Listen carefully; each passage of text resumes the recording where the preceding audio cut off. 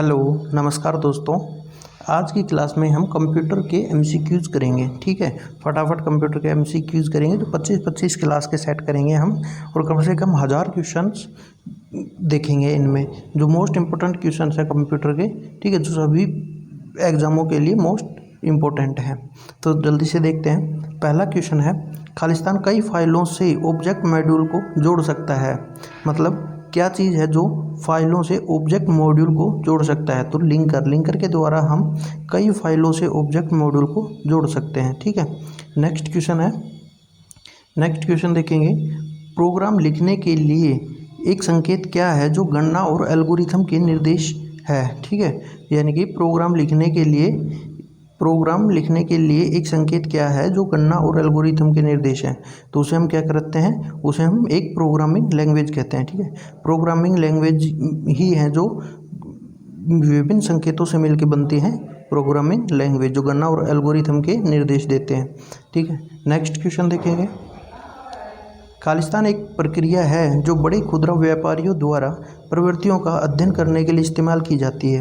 यानी कि जो थोक के व्यापारी होते हैं इकोनॉमी के क्षेत्र में, वो डाटाओं का अध्ययन करते हैं। तो उस प्रक्रिया को हम क्या कहते हैं? उस प्रक्रिया को डाटा माइनिंग कहते हैं। ऑप्शन ए इसका राइट आंसर होगा। नेक्स्ट क्वेश्चन देखते हैं। कोबोल, फोर्ट्रॉन और सी सभी खालिस्तान प्रोग्रामिंग लैंग्वेज हैं। ठीक है, तो हमें पता है कि ये हाई लेवल लैंग्वेज हैं, कोबोल, फोर्ट्रॉन और सी। ठीक है, सी प्लस प्लस जैसे क्या है कंप्यूटर की हाई प्रोग्रामिंग लैंग्वेज हैं। तो इन्हें ये किस प्रकार की हैं? ये प्रोसीजर ओरिएंटेड लैंग्वेज हैं। ठीक है, और ऑप्शन क्या है? Object oriented, Fortran oriented, visual basic, इनमें से कोई नहीं। तो क्या होगा हमारा? ऑप्शन ए इसका राइट आंसर होगा। कोबोल, फोर्ट्रॉन, सी जो लैंग्वेज हैं वो प्रोसीजर ओरिएंटेड लैंग्वेज होती हैं। ठीक है, नेक्स्ट क्वेश्चन देखते हैं। एक ट्रांसलेट को क्या कहते हैं जो इनपुट के रूप में असेंबली लैंग्वेज लेता है और आउटपुट के रूप में मशीनी लैंग्वेज कोड देता है? ठीक है, यानी कि जो असेंबलर होता है वो क्या करता है? वो मशीनी लैंग्वेज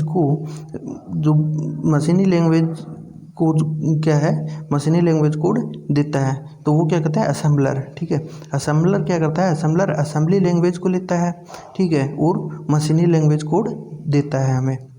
नेक्स्ट क्वेश्चन देखते हैं। जावा एक प्रोग्रामिंग लैंग्वेज है।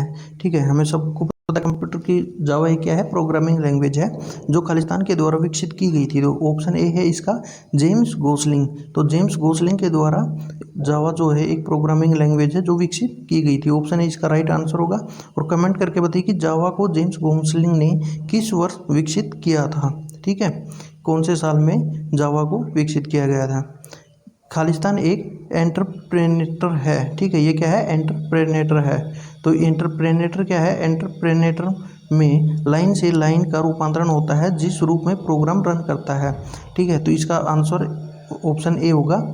इंटरप्रेटर क्या होता है? इंटरप्रेटर में लाइन से लाइन का रूपांतरण होता है। ठीक है भाई, पूरे पेज का रूपांतरण नहीं होता, एक लाइन का लाइन में से रूपांतरण होता है। ठीक है, तो वो है इंटरप्रेटर। नेक्स्ट क्वेश्चन देखते हैं। बेसिक एक खालिस्तान लैंग्वेज है। तो बेसिक जो है वो कैसी लैंग्वेज है? अभी जैसे कोबोल, फोर्ट्रॉन, सी प्लस देखे था हमने, वो कैसी लैंग्वेज थी? तो बेसिक भी क्या है? एक प्रोसीजरल लैंग्वेज है। ठीक है, बेसिक कैसी लैंग्वेज है? एक प्रोसीजर लैंग्वेज है। ऑप्शन ए इसका राइट आंसर होगा। नेक्स्ट क्वेश्चन देखते हैं। एक खालिस्तान लैंग्वेज लोगों की गणितीयता को दर्शाती है। तो कौन सी लैंग्वेज है जो लोगों की गणितीयता को दर्शाती है? ऑप्शन ए है cross platform programming language, 3GL business programming language, और event driven programming language. Option D functional programming language. तो एक फंक्शनल प्रोग्रामिंग लैंग्वेज जो है लोगों की गणितीयता को दर्शाती है। ऑप्शन डी इसका क्या होगा? राइट आंसर होगा। ठीक है, functional programming language. Next question है। एक कंप्यूटर में प्रयोग होने वाली लैंग्वेज जो मानव की भाषाओं के समान होती है उसे किस रूप में जाना जाता है? तो कंप्यूटर की जो लैंग्वेज होती है वो कैसे होती है? वो सांकेतिक रूप में होती है। ठीक है, और जो मानव की भाषा से सिमिलर होती है वो कौन सी होती है? वो होती है high level language. Option third इसका राइट आंसर होगा। ठीक है, क्या होती है? High level language. Next question देखते हैं। फोर्ट्रॉन का पूर्ण रूप क्या है? तो फोर्ट्रॉन जो हाई लेवल लैंग्वेज है इसका पूर्ण रूप क्या है? इसका पूर्ण रूप है फॉर्मेशन ट्रांसफ़र। ऑप्शन ए गलत। फॉर्मूला ट्रांसलेशन, तो फॉर्मूला ट्रांसलेशन जो है फोरट्रॉन का पूर्ण रूप है। नेक्स्ट क्वेश्चन देखते हैं। उस त्रुटि को किस रूप में जाना जाता है जिसे कंपाइलर द्वारा ढूंढा जा सकता है, यानी कि उस एरर को किस रूप में जाना जाता है जो कंपाइलर द्वारा ढूंढा जाता है। कंपाइलर एरर ढूंढने का काम करता है तो उसको क्या कहते हैं, सिंटेक्स एरर। ठीक है, तो ऑप्शन ए इसका राइट आंसर होगा एरर। नेक्स्ट क्वेश्चन की तरफ चलते हैं। एक कंपाइलर हाई लेवल लैंग्वेज को लो लेवल लैंग्वेज में रूपांतरण करता है जिसे क्या कहा जाता है, यानी उसे ऑब्जेक्ट कोड कहा जाता है। किसे, जब एक हाई लेवल लैंग्वेज, ठीक है, जब एक हाई लेवल लैंग्वेज को हम लो लेवल लैंग्वेज में रूपांतरण करते हैं, ट्रांसफ़र करते हैं, तो उसे क्या कहते हैं, उसे ऑब्जेक्ट कोड कहते हैं। ठीक, नेक्स्ट क्वेश्चन की तरफ चलते हैं। डोस में निम्नलिखित में से कौन सी कमांड सभी फाइलों सहित एक निर्देशिका के उप निर्देशिका को मिटाने के लिए उपयोग की जाती है, तो कौन सी की जाती है, delete, deltree, move, none of the. तो ऑप्शन थर्ड इसका राइट आंसर होगा, क्या होगा, डेल्ट्री। नेक्स्ट क्वेश्चन की तरफ देखते हैं। मल्टी प्रोसेसर की क्या विशेषताएं होती हैं। ठीक है, ये क्या है, विशेषताएं। ठीक है, मल्टी प्रोसेसर की विशेषताएं हैं ये। मल्टी प्रोसेसर की क्या विशेषताएं होती है, पहली, यह स्थिरता को बढ़ाता है। ठीक है, सेकंड ऑप्शन है ये कार्यों को वितरित करता है। थर्ड है मल्टी सिंगल सिस्टम की तुलना में पैसे की बचत करता है। ठीक है, और उपरोक्त सभी। तो मल्टी प्रोसेसर जो है, मल्टी प्रोसेसर की ये सभी क्या है, विशेषताएं हैं। स्थिरता को भी बढ़ाता है, कार्यों को वितरित करता है, मल्टी सिंगल सिस्टम की तुलना में पैसे की बचत करता है, उपरोक्त सभी। तो उसका आंसर होगा उपरोक्त सभी। नेक्स्ट क्वेश्चन है, खालिस्तान ऑपरेटिंग कार्यों की श्रेणी में नहीं आता, तो निम्नलिखित में से कौन सा कार्य है जो ऑपरेटिंग कार्यों की श्रेणी में नहीं आता। ऑप्शन एक है वायरस सुरक्षा, दूसरा है प्रोसेसर मैनेजमेंट, तीसरा है memory management, file management, device management.